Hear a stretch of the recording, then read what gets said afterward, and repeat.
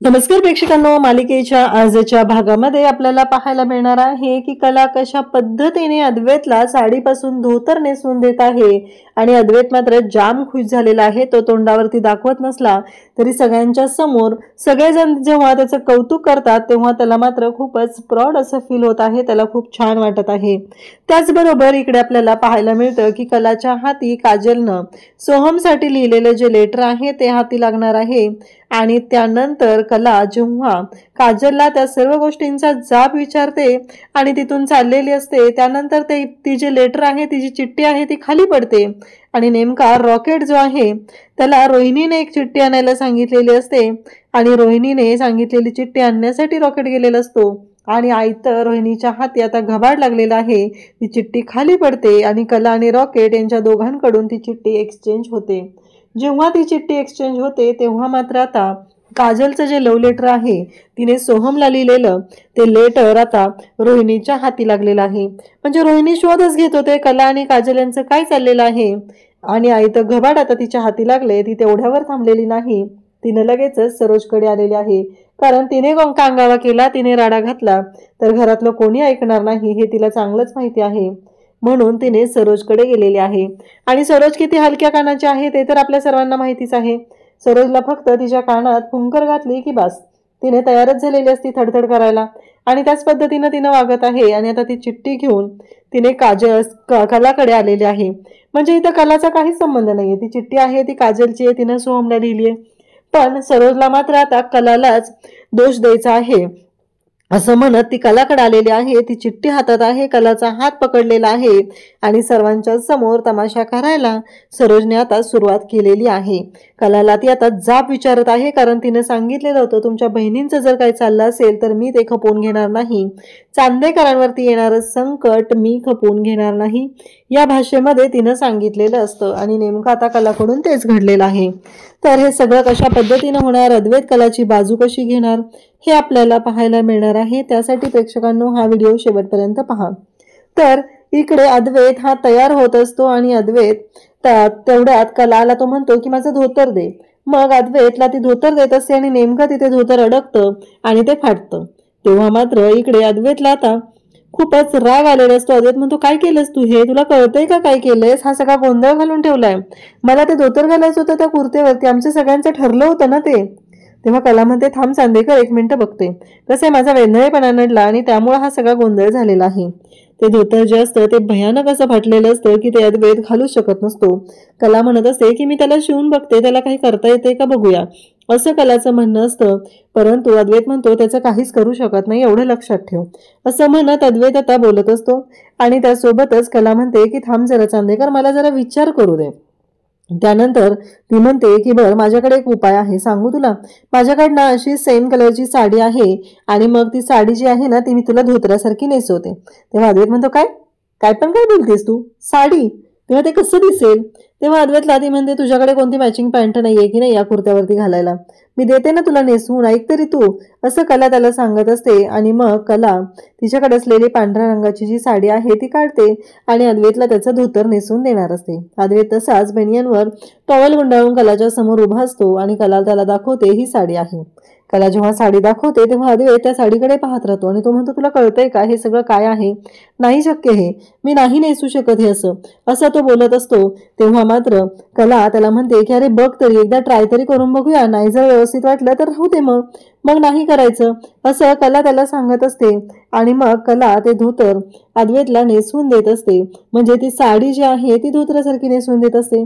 कला तिच्या पद्धतीनं करत असते, अद्वैत ही तिला मदत करत असतो आणि मग कला सांगत असते की थांब जरा, झालं का सांग आधी मला, तुझं गाठ बांधून घे त्याची, असं कलाने त्याला सांगितलेलं असतं। आणि कला पाठमोरी उभी राहिलेली असते, कारण अद्वैत हा लाजत असतो आणि कला म्हणत असते झालं का चांदेकर? तेव्हा अद्वैत म्हणतो की नाही, कारण त्याला तो टॉवेल काढून टाकायचा असतो, त्यासाठी त्या दोघांचं चाललेलं असतं।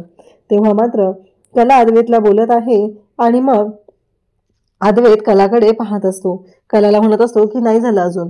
त्यानंतर कला म्हणते बघ आता धोतर गाठ बांधून झालेली असते. कला येते आणि कला पुढून त्याच्या निऱ्या करत असते आणि ते धोतर त्याला व्यवस्थित नेसवून देत असते. अद्वैत तिच्याकडे पाहत असतो. ही सगळं काय काय करते हा प्रश्न पडलेला असतो. अद्वैतला कळत नसतं की हे सगळं कसं होणार आहे. हे जर चांगलं दिसलं नाही तर त्याला ते चेंज करावंच लागणार आहे, पण जर चांगलं दिसलं तरच अद्वैत ते ठेवणार असतो, हेही त्यांचं ठरलेलं असतं. मग कला आता अद्वैतला पुढून एक पदर त्याच्या हातात पकडायला देते आणि पाठीमागच्या साईडला जाते. पाठीमागच्या साईडला नीट निऱ्या करून ते धोतर खोचायचं असतं, त्यासाठी ती गेलेली असते. अद्वैत तिला म्हणत असतो तसं काही करू नकोस. कला म्हणते मी तसं काही करत नाहीये, तू जरा थांब. आणि जर तू माझं आता ऐकलं नाही, शांत राहिला नाहीस ना तर खाली गेल्यावर तुझीच फजिती होईल. मला काही प्रॉब्लेम नसणार आहे असं स्पष्टपणे ती सांगत असते. आणि तेव्हा अद्वैत शांत होतो. त्याच्याकडे काही ऑप्शनच नसतो. जर तो शांत नाही झाला, त्याने काही गोंधळ घातला तर तोच त्याच्यामध्ये अडकला जाणार असतो. आणि त्यामुळं कला त्याला शांत करते. आता पाठीमागच्या साईडने निऱ्या खोचून झालेल्या असतात, आता पुढच्या साईडच्या निऱ्या बनवते आणि ती अद्वैतकडे देते आणि त्याला सांगू लागते की हे खोचून घे. आणि मग अद्वैत म्हणतो हे तर नॉर्मलच आहे, यात वेगळं कुठं काय केलेलं आहे, यात वेगळे पण काहीच दिसत नाहीये असं अद्वैत तिला सांगत असतो. तेव्हा ती म्हणत असते जरा शांत होतोस का रे, जरा कधीतरी शांत राहत जा असं म्हणत ती त्याला शांत करत असते. आणि तेव्हा मात्र अद्वैत म्हणतो की काय कसं दिसतंय. कला म्हणते त्याच्यावरती कुर्ता घाल आधी आणि मग सांग की ते कसं दिसतंय असं कला त्याला सांगत असते. तेव्हा अद्वैत म्हणतो की ठीक आहे. मग अद्वैत त्याच्यावरती कुर्ता घालतो आणि कला म्हणते की बघ कसं दिसतंय ते. अद्वैतची मात्र टिवटिव सुरूच झालेली असते, ते चांगलं दिसत नाहीये, त्याची चिडचिड सुरूच झालेली असते. कला म्हणते चांदेकर जरा आरशाच्या पुढे उभा राहा आणि मग सांग. कला अद्वैतला आरशाच्या पुढे घेऊन जाते आणि त्याला विचारू लागते की आता कसं दिसतंय ते सांग. अद्वैत मात्र शांतच तिथे उभा असतो आणि तो स्वतःकडे बघून एक छान अशी स्माईल देतो आणि कला नेमकी ती स्माईल त्याची पकडते.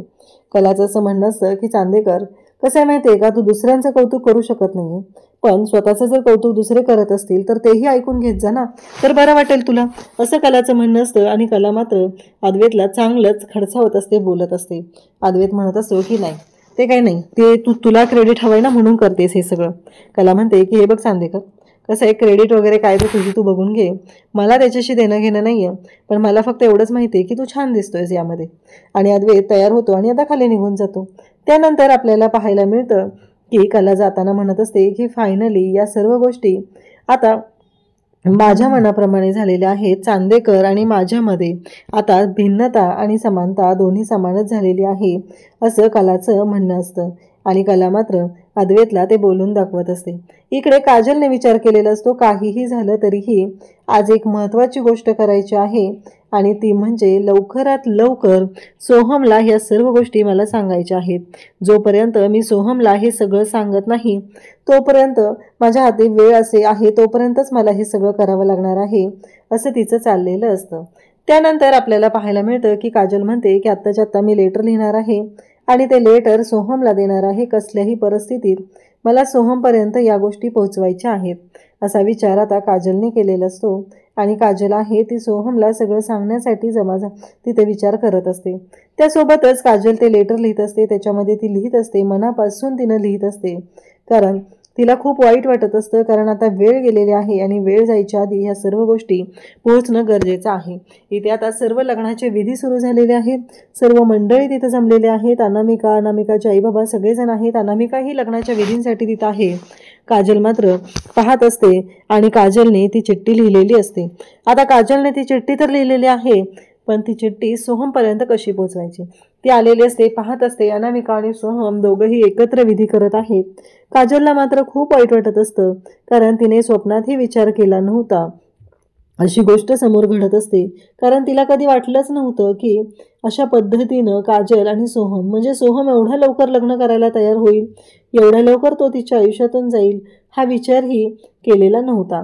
आणि हे सगळं घडत असतं. त्यानंतर आपल्याला पाहायला मिळतं की काजलला खूप वाईट वाटत असतं, कारण अनामिका ही सोहमसोबत तिथं विधी करत आहे. आज सोहमची बायको म्हणून अनामिका तिथं बसलेली आहे. सर्व पूजा चालू आहे आणि मग गुरुजी सांगतात की तयार होऊन घ्या आता पुढच्या विधीसाठी असं गुरुजींनी सांगितलेलं असतं. आणि मग सोहम आता तयार होण्यासाठी जाणार असतो. आबा म्हणत असतात की सोहमराव लवकर तयार होऊन या. अनामिकालाही इकडे रजनी सांगते की तू माझ्या रूममध्ये जा आणि तयार हो. आता अनामिकाची आई अनामिकाला घेऊन जाते आणि छान अशी सगळी तयारी झालेली आहे. अद्वैतही खाली आलेला आहे. अद्वैत खूप छान दिसत आहे. सगळेजण तिथं आहेत, अद्वैतचं कौतुक करत आहेत. काही अद्वैतचे मित्रही तिथं आलेले असतात आणि ते म्हणतात किती दिवसानंतर भेटतो रे. अद्वैत म्हणतो वर्षानंतर म्हण रे. कसं माहिती आहे का, मागच्या वेळेस तुझ्या लग्नात भेटलो होतो त्यावर आत्ता भेटतोय असं म्हणत आता सगळे मंडळी जमलेले असतात आणि अद्वैतला ते म्हणत असतात की अरे छान आहे हे कॉम्बिनेशन, खरंच खूप छान दिसतंय. तेवढ्यात राहुलही तिथून आलेला असतो आणि राहुलही अद्वैतकडे येत असतो.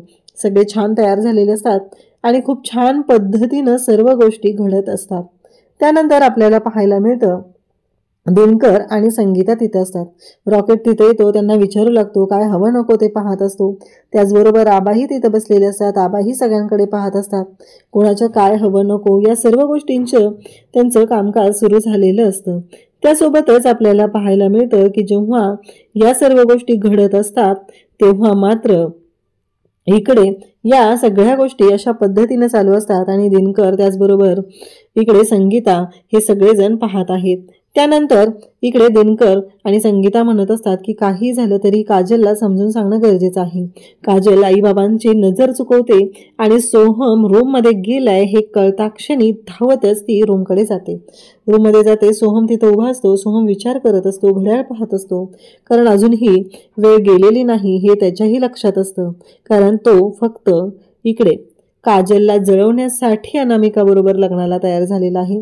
त्याच्या मनामध्ये अनामिकाबद्दल जराही प्रेम नाही ही गोष्ट मात्र त्याला चांगलीच माहिती आहे. परंतु त्याच्याकडे कोणताच ऑप्शन नाही असा त्याने विचार केलेला असतो आणि त्यामुळंच तो या लग्नासाठी तयार होतो.